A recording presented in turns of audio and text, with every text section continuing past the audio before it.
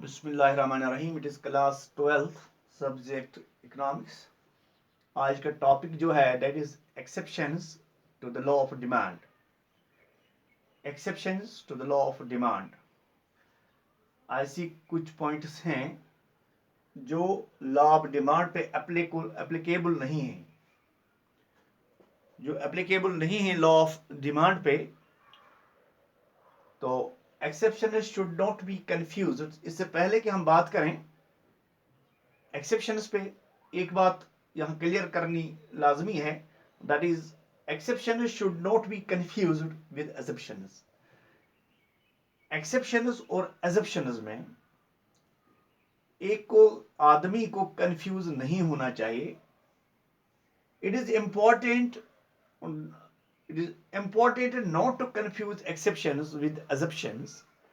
इनमें हमें कंफ्यूज नहीं होना चाहिए। ये दो दो दो अलग चीजें हैं, exceptions and assumptions of the law of demand.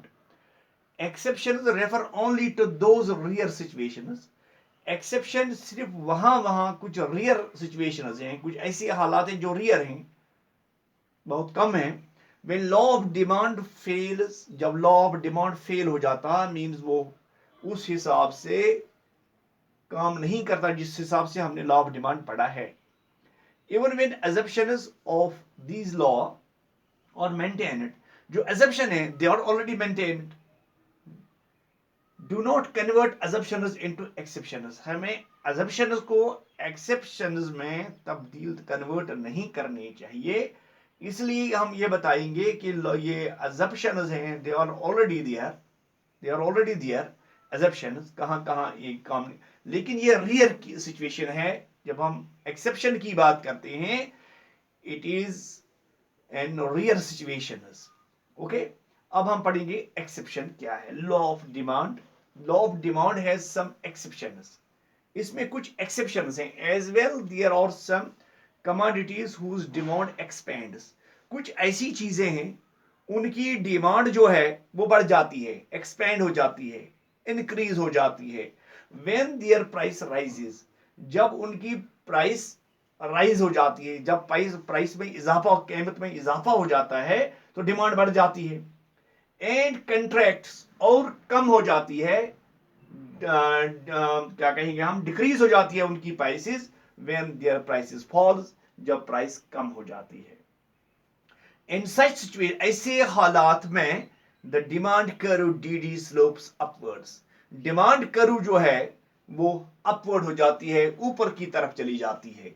From left to right, left से लेके राइट की तरफ जाती है। एज शून इन फिगर 4, हमारे सामने फिगर 4 है। इससे आपको क्लियर होगा कि वो चीजें, जब हम कहते हैं कि एक्सेप्शंस कहां कहां हैं।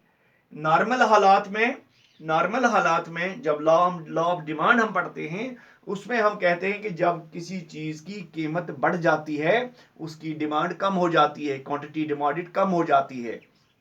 और जब किसी कमोडिटी की रेट कम हो जाती है, नीचे आ जाती है, तो डिमांड बढ़ जाती है। ये तो हम पढ़ते हैं लॉ ऑफ डिमांड में।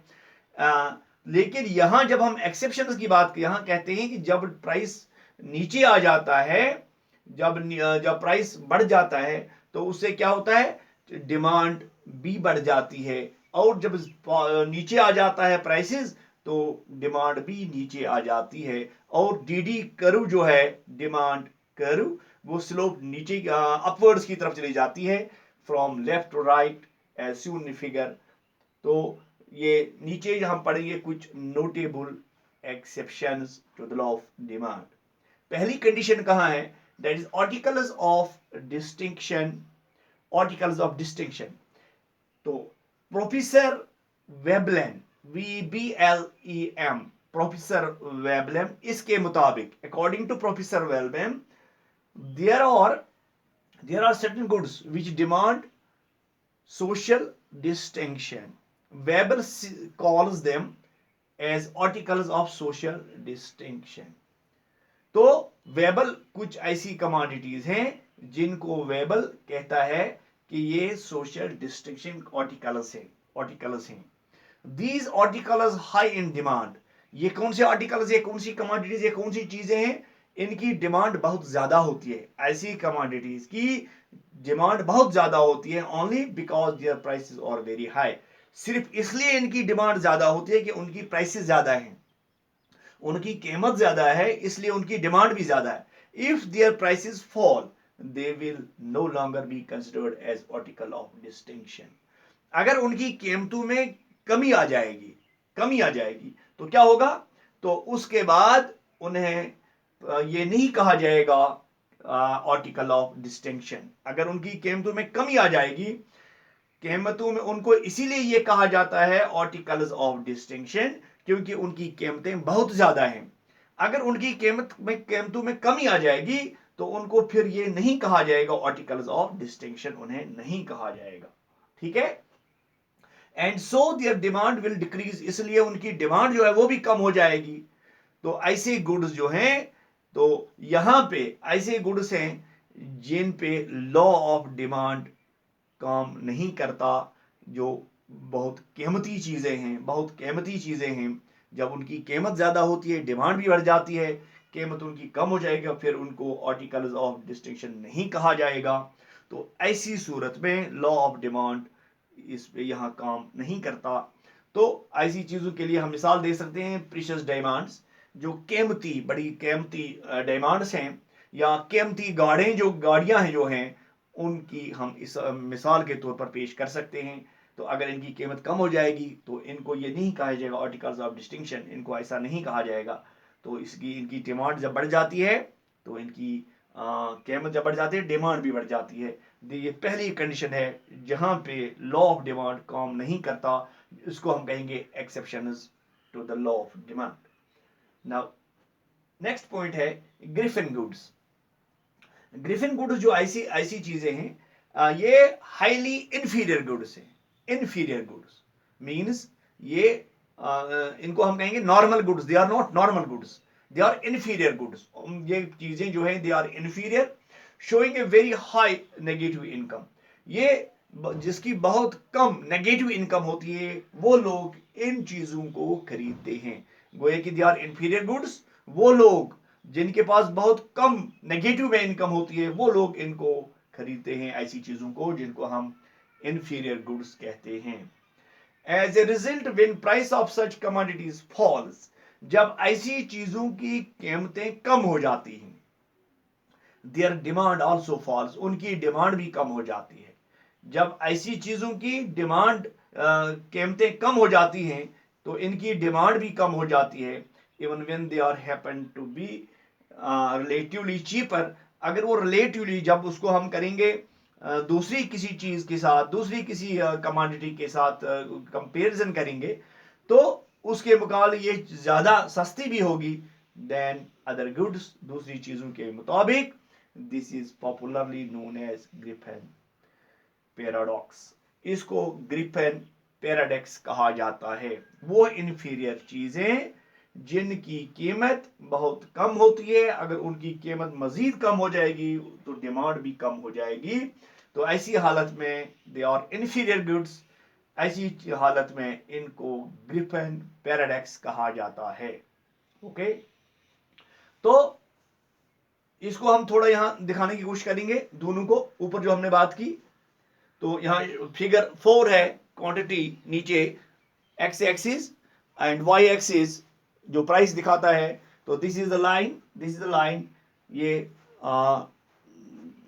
लाइन जो है इट इज पॉजिटिव स्लोप, ये हमें बताती है कि ऐसी हालत में क्या हो जाता है जब एक्सेप्शंस होते हैं, तो लाइन ऊपर की तरफ चली जाती है। नाउ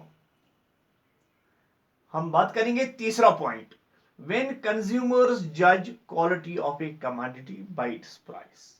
जब कंज्यूमर जज करता है, अंदाजा करता है कि कमोडिटी को प्राइस को लेकर, आम लोग कहते हैं कि इसकी कीमत अच्छी है, चीज भी अच्छी होगी। ये ऐसा जो है जिसकी कीमत अच्छी होगी, चीज भी अच्छी होगी, कीमत कम होगी मतलब चीज अच्छी, कमोडिटी जो है वो इतनी अच्छी नहीं होगी। Law of demand is violated when consumer जज the quality of a commodity. तो उस वक्त लॉ ऑफ डिमांड काम नहीं करता, वायलेट हो जाता है, काम नहीं करता है, जिस वक्त कंज्यूमर ये जज करे कि क्वालिटी ऑफ कमोडिटी जो है उसकी कीमत को लेकर अंदाजा करता है। The emerging trend to buy organic farm products, एक ऐसी ट्रेंड जो है जो ऑर्गेनिक फार्म प्रोडक्ट्स हैं, explains the phenomenon, perhaps it is owing to a huge price difference between organic and non organic products। Organic products और non organic products जो हैं उनकी कीमतों में डिफरेंस जो है बहुत ज्यादा है, ह्यूज डिफरेंस है between organic products and non-organic products, okay, in the market, that richer sections of the society consider organic products as of very high quality। जो अमीर लोग हैं, अमीर तबका जो है, वो समझते हैं कि ऑर्गेनिक प्रोडक्ट्स जो हैं they are high quality products, their quality is very high, their quality is very high as per their products are concerned, organic products are concerned। Accordingly, quantity demanded of these products has tended to rise। तो ऐसी चीजों की जो demand जो है वो बढ़ जाती है, डेट राइज बढ़ जाती है, एक्सटेंड हो जाती है, इंक्रीज हो जाती है, राइज हो जाती है when their prices are extremely high, जब उनकी प्राइस जो है बहुत ज्यादा होती है तो उसकी डिमांड बढ़ जाती है। तो these were the exceptions to the law of demand। अभी हमने जो पढ़ा इसमें कंफ्यूज नहीं होना चाहिए बिटवीन assumptions एंड एक्सेप्शंस। तो एक्सेप्शंस में हमने यही तीन चीजें पढ़ी, पहला पढ़ा आर्टिकल्स ऑफ डिस्टिंक्शन, दूसरा पढ़ा हमने तो दूसरा पढ़ा है ग्रिफिन गुड्स, और तीसरा पढ़ा है व्हेन कंज्यूमर्स जज quality of a commodity bye it's price. Thank you.